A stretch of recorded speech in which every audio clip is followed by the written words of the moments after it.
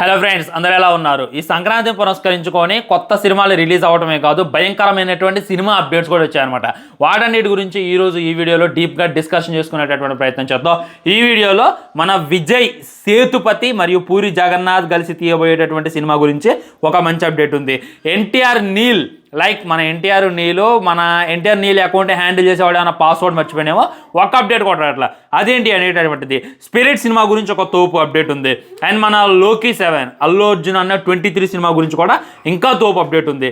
Sardar cinema గురించి కూడా update ఉంది. అండ్ జననాయకన్ సినిమా గురించి కూడా అప్డేట్ ఉంది. ఇప్పటిదాకా రిలీజ్ అయినటువంటి సినిమాల గురించి ఇంకా బెస్ట్ అప్డేట్స్ ఉన్నాయి. పుష్ప 2 జపాన్లో ఎలా హల్చల్ చేస్తుంది అనేటటువంటి ఇంకా తోపు అప్డేట్ ఉంది. సో వీడియో మిస్ చేయకుండా చివరిదాకా చూసేటటువంటి ప్రయత్నం చేయండి, మీకైతే పెద్ద క్లారిటీ వస్తుంది అనమాట. సో ఈ లిస్ట్లో ఫస్ట్ ఉండేది స్లమ్ డాగ్, మన విజయ్ సేతుపతి గారు పూరి జగన్నాథ్ గారు కలిసి నిర్మిస్తున్నటువంటి సినిమా. చార్మి గారు అయితే ప్రొడ్యూసర్ అనమాట. దీనికి సంబంధించి ఫస్ట్ లుక్ని టైటిల్ అయితే సంక్రాంతిని పునస్కరించుకొని రిలీజ్ చేశారు ఫ్రెండ్స్.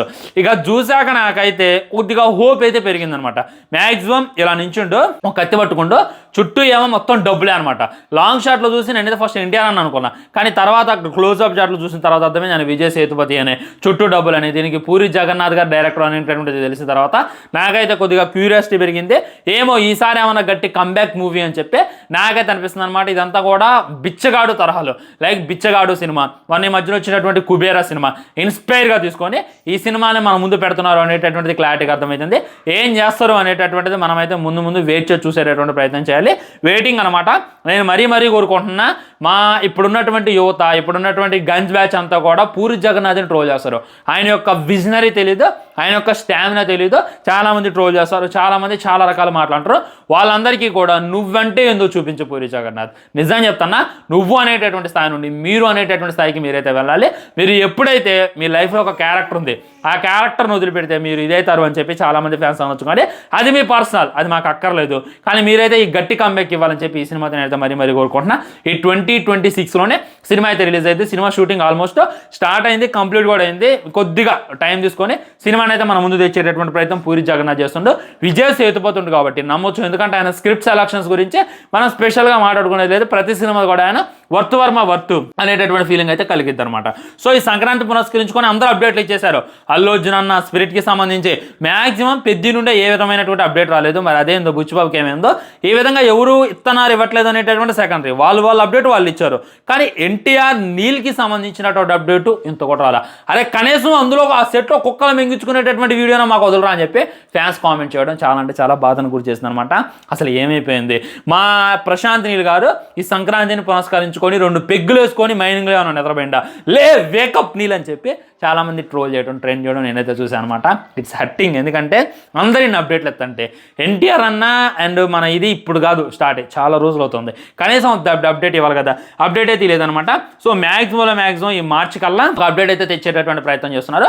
వాళ్ళు కూడా మన వారణాసి సినిమా ఏ రేంజ్లో అయితే అనౌన్స్మెంట్ అయిందో ఆ రేంజ్లో దీనికి సంబంధించినటువంటి టైటిల్ అండ్ డ్రాగన్, ఈ టైటిల్ అయితే ఫిక్స్ అయిపోయింది. 100% డ్రాగనే ఉంటుంది, దాంట్లో డౌట్ లేదు. ఈ సినిమాకి సంబంధించినటువంటి టైటిల్, ఈ సినిమాకి సంబంధించినటువంటి ఫస్ట్ లుక్, అనౌన్స్మెంట్ వీడియోలు ఇవన్నీ కూడా ఒక భారీ ఎత్తున ప్లాన్ చేసేటటువంటి ప్రయత్నం చేస్తున్నారు. అందుకే ఈ సంక్రాంతికి ఏటికి అయితే అప్డేట్ లేదనమాట. వెయిటింగ్.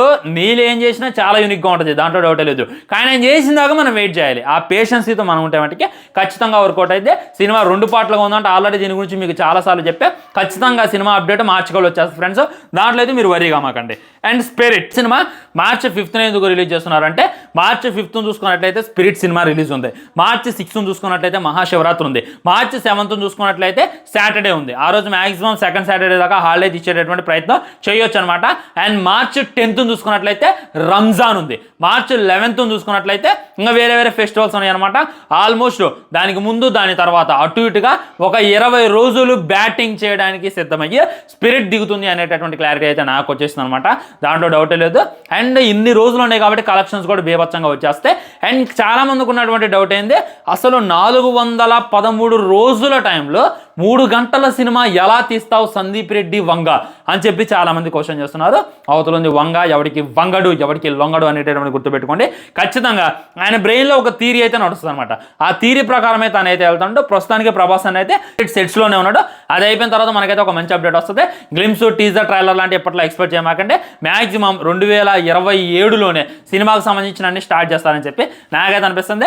అండ్ ప్రభాస్ అన్న బర్త్డే అప్పుడు ఒక మంచి గ్లిమ్స్ని అయితే మనం ఎక్స్పెక్ట్ చేయొచ్చు. దాంట్లో అయితే డౌట్ లేదు. మ్యాక్సిమం సాంగ్స్ సెలక్షన్స్ కూడా అయిపోయినాయి. మన సందీప్ రెడ్డి వంగ ఏ సాంగ్స్ అనేటటువంటి సెలెక్ట్ చేసుకుంటూ, ఏ మ్యూజిక్ అనేటటువంటి సెలెక్ట్ చేసుకుంటూ మ్యాక్సిమం కొంతమంది ఆర్టిస్ట్తో చట్ట షూటింగ్ చేసేయచ్చు, అది మ్యాటర్ కాదు. కానీ ప్రభాస్ అన్న ఉన్నటువంటి పోర్షన్లో షూట్ చేస్తున్నాం అని చెప్పి మళ్ళీ గుర్తుపెట్టుకోండి.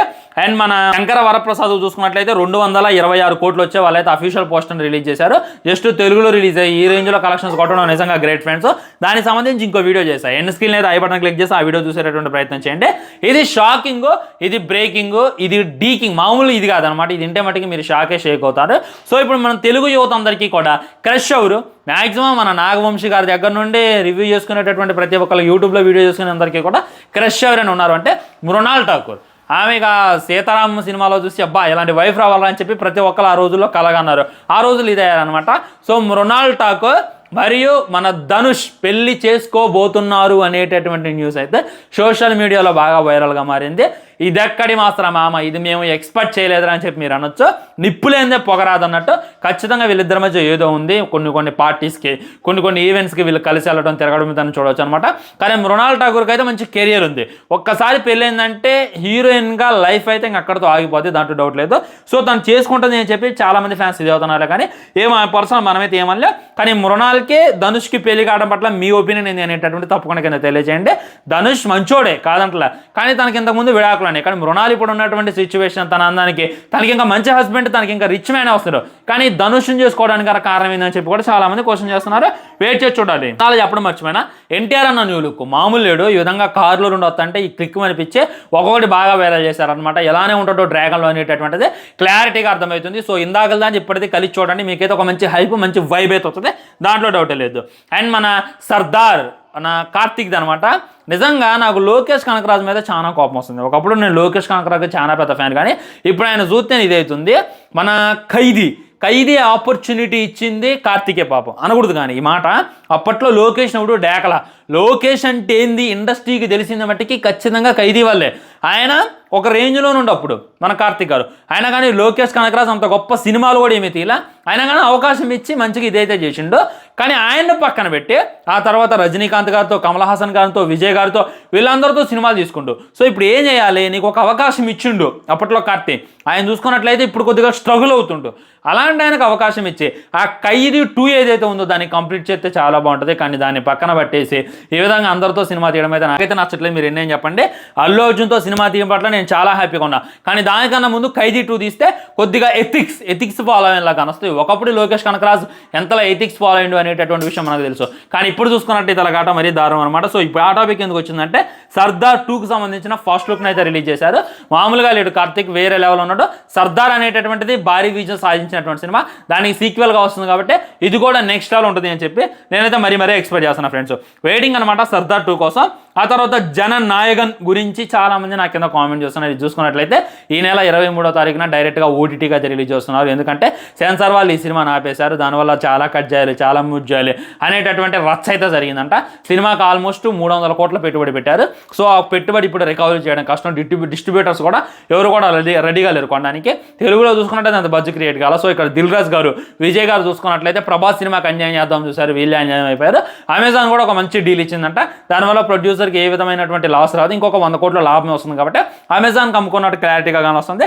సో ఈ నెల 23న జననాయకన్ ఓటీటీలో స్ట్రీమ్ అవుతుంది అనమాట. వితౌట్ కట్స్, వితౌట్ మ్యూట్స్, ఏ సీన్లు డిలీట్ చేయకుండా, ఏ సీన్లు కట్ చేయకుండా డైరెక్ట్గా సినిమాని దింపేటటువంటి ప్రయత్నం చేస్తున్నారు. దీనివల్ల దిల్ రాజు గారు సేఫ్ అయినట్టే, బాధపడమాకండి, ఆనందపడండి. ఎందుకంటే తెలుగులో అంత సీన్ లేదు ఆ సినిమాకి. నేను గట్టిగా చెప్తున్నాను. కనుక ఒక రాజు ఆల్మోస్ట్ 61 కోట్లు వసూలు చేసింది. దీని గురించి ఆల్రెడీ మీకు చెప్పాను అనమాట. అండ్ మన పుష్పరాజ్ చూసుకున్నట్లయితే జపాన్లో హల్చల్ చేసిండు, మామూలుగా లేదు. అక్కడ చూసుకున్నా కానీ పుష్పరాజ్ క్రేజ్ అంతా ఇంత కాదనమాట. అక్కడ కూడా సినిమాని గట్టిగా రిలీజ్ చేశారు. పుష్ప 1 ఆల్రెడీ జపాన్లో రిలీజ్ అయింది, మంచి విజయం అయితే సాధించింది. అదేవిధంగా ఈ పుష్ప 2ను కూడా ఒక భారీగా రిలీజ్ చేస్తున్నారు. ఇది కూడా భారీగా విజయం సాధిస్తుంది అని చెప్పి గట్టి ఫీలింగ్ అనమాట.